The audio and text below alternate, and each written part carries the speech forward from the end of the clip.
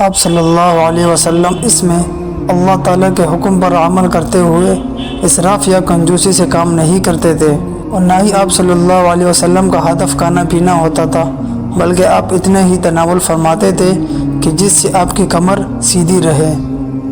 آپ صلی اللہ علیہ وسلم کی کھانے پینے میں کوئی ایسی عادت نہیں تھی جس کی آپ پابندی کرتے ہو۔ آپ صلی اللہ علیہ وسلم کو اگر پسند کھانا مل جاتا تو کھا لیتے، وگرنہ خاموش رہتے، اور اگر پسند کا کھانا نہ ملتا تو کھانا نہ کھاتے، بلکہ بس اوقات روزہ رکھ لیتے تھے۔ آپ صلی اللہ علیہ وسلم نے کبھی کھانے میں عیب نہیں نکالا۔ آپ صلی اللہ علیہ وسلم کو گوشت، روٹی، زیتون کا تیل، شہد، دودھ اور گھر میں میسر دیگر چیزیں تناول فرماتے تھے۔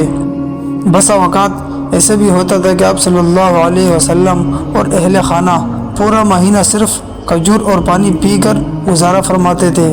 کبھی یہ صورتحال بھی ہوتی تھی کہ آپ صلی اللہ علیہ وسلم اپنے مہمان کو لے کر تمام بیویوں کے گھر جاتے، لیکن سب کے پاس صرف کھجور اور پانی ہی میسر ہوتا تھا۔ آپ صلی اللہ علیہ وسلم اور آپ کے صحابہ کرام کا مقصد اور ہدف آخرت اور دین کی کامیابی تھی۔ نبی کریم صلی اللہ علیہ وسلم اپنے گھر میں جو کچھ میسر ہوتا تناول فرما لیتے تھے۔ اسی طرح آپ کے صحابہ کرام رضوان اللہ علیہم اجمعین یا پڑوسیوں کی جانب سے جو کچھ ملتا کھا لیتے۔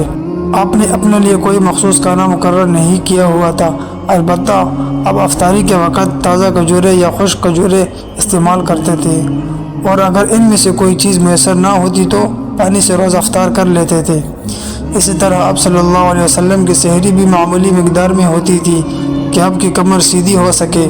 اسی طرح آپ صلی اللہ علیہ وسلم سحری کے لیے کوئی مخصوص کھانا بھی تناول نہیں فرماتے تھے، تاہم آپ نے کھجور کے بارے میں تعریف کرتے ہوئے فرمایا ہے کہ مومن کی بہترین سحری کھجور ہے۔